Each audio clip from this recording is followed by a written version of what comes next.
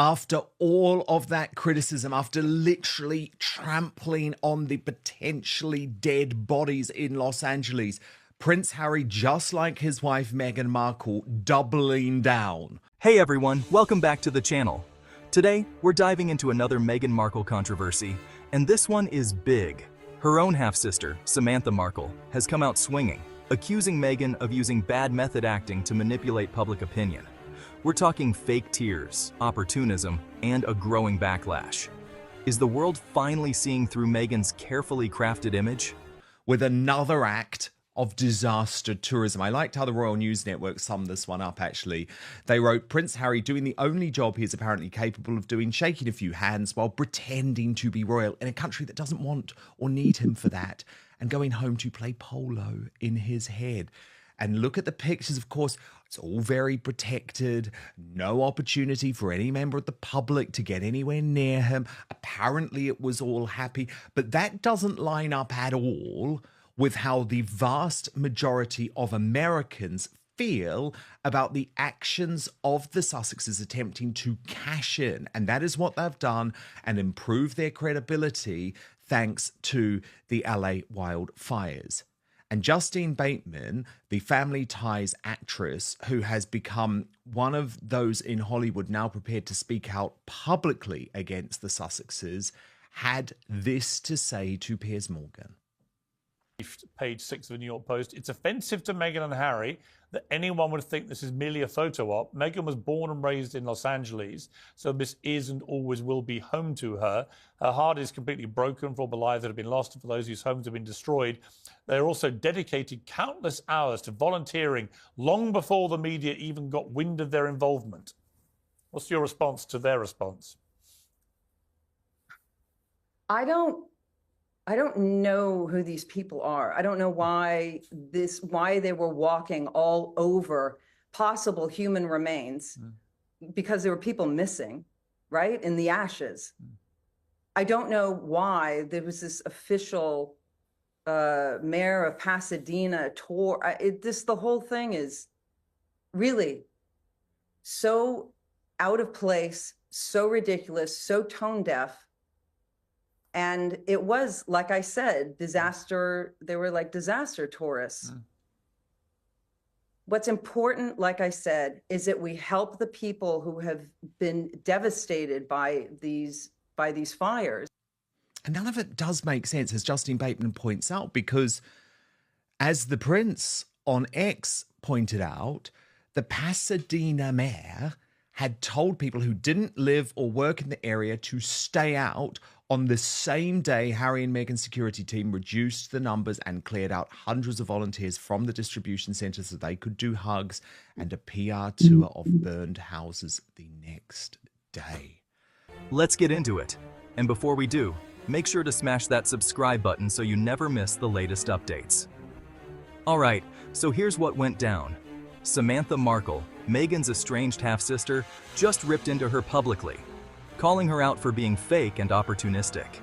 She claims Meghan's dramatic public displays of emotion don't match her real-life actions, especially when it comes to their father, Thomas Markle. And I've been really looking forward to speaking to my friend Samantha Markle, Meghan Markle's sister, about this, because Sam, you are a patriot, you are a proud American, and I just wonder how difficult it has been to see your sister use what is happening in California. By the way, you also used to live in California. This is a place that you love dearly. How you feel about what she's been doing?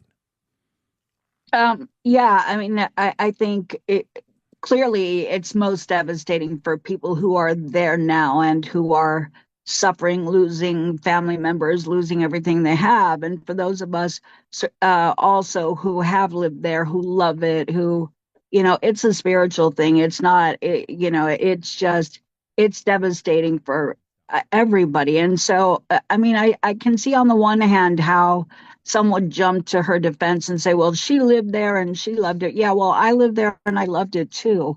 But I would have no business going to a disaster site and even being able to empathize. I loved it. I lived there, but I didn't lose everything. I didn't lose my dogs, family members, my home.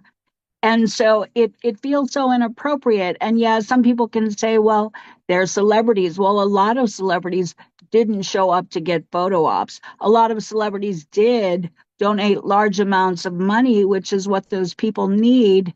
And reportedly, Harry and Meghan didn't. So, if they showed up with photographers, oh God, how hurtful and tacky, in my opinion. And someone said, well, she gave out bagged lunches, she gave out, apples. Pardon me, but those people are devastated. They don't need apples. They don't need you to give them bananas with writing on them that says "Be strong." And again, they're not politicians. They're not. They don't have royal authority to be there. They're not celebrities that really could change anything that's going on there. So it really feels like nothing more than a horribly insulting photo op. Justine Bateman is right. Disaster tourists. Think about it. Meghan shed public tears over global issues, yet she completely cut off her own father, even during his serious health struggles. That's exactly what Samantha is pointing out. She's calling out the performance and saying Meghan's entire public persona is built on deception, not authenticity.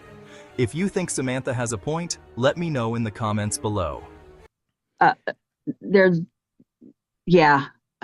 And do you feel almost as if the problem is America's really turning on these two now?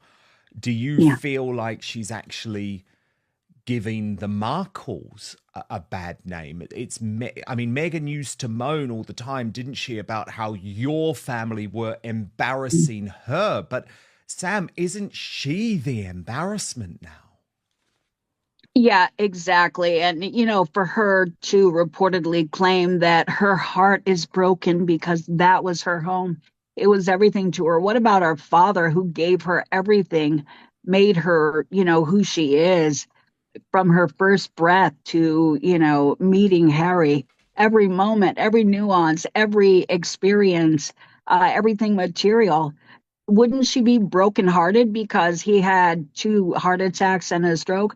No, no, no. I'm really feeling like this is definitely a one tear left eye go moment, and bad method acting. It doesn't fly. And I think the world recognizes it, but people are actually hurt and offended by this little stunt. Big time. And you're so Yeah. right to point out that the method acting that's been going on. At the same time, Sam, what was fascinating, and we can take a look at some of the video of it, it's very clear that there's big problems between your sister and her husband. There was no sense of unity. They couldn't even keep it together for that short period of time. What did you make of that? We get conflicting stories. Her PR seemingly puts out stories that they're madly in love and that, like the public has no idea what's going on.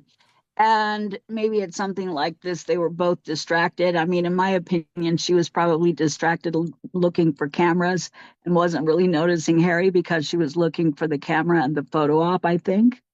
Uh, poor, I'm not going to say poor Harry, but if they were distanced at this, who really cares? I mean, people's lives were being lost. Nobody really cares what Harry and Meghan were going through. And yet there's this focus, this really weird focus on them, like a sore thumb at best. Have you really noticed, Sam, the change in America? Though, I mean, I know it was already changing, but look, I mean, so much has happened in just 2 weeks. Because you have this fallout from the LA wildfires, but then Trump is elected. Yes. He's elected in a landslide. It's not even close. America and what's going on in America at the moment is inspiring the rest of the Western world. And this victimhood, this Me Too rubbish, this DEI nonsense, which has all been propagated by people like your sister. It feels like they've lost and they don't know how to cope. Meghan and Harry recently visited areas affected by the LA wildfires, and instead of helping, they were accused of staging a PR stunt. Reports claim their security team cleared out volunteers so the couple could take photos handing out food. People in Hollywood, including actress Justine Bateman, have openly called them disaster tourists. Here's the real question. Exactly. It's like a dissonance. But I mean, I think if, for those of them who have functioning frontal lobes, they have to look at this. If those policies worked, none of this shift and shutting everything down would be necessary. These policies were deleterious to America. They're deleterious to the world. They don't work. They harm people. They cause social chaos. And I think we have plenty of evidence of that. And so thank God Trump was able to get in and say, no more, we're not doing this. Shut this down, shut that policy down, close the borders, stop the DEI. Everything is based on merit now, as it should be in a productive, fully functioning world. And, that's a win-win situation for people. So the left have to realize that's good for them too, because how can you feel good about something that you didn't actually earn? How can you feel good about just total chaos everywhere and abortion and the gender mutilation of children? I won't get too winded, but these policies were harmful to mankind. And Donald Trump said no more. And thank God we're seeing a global shift. Other world leaders are respecting this. They're on board with it because they know it was bad for everybody. So, yeah, this is the golden age upon us. Thank God. Thank God. And I think that millimeter, on July 13th, that millimeter, I think that was divine intervention. Yes. God said, no more, no more.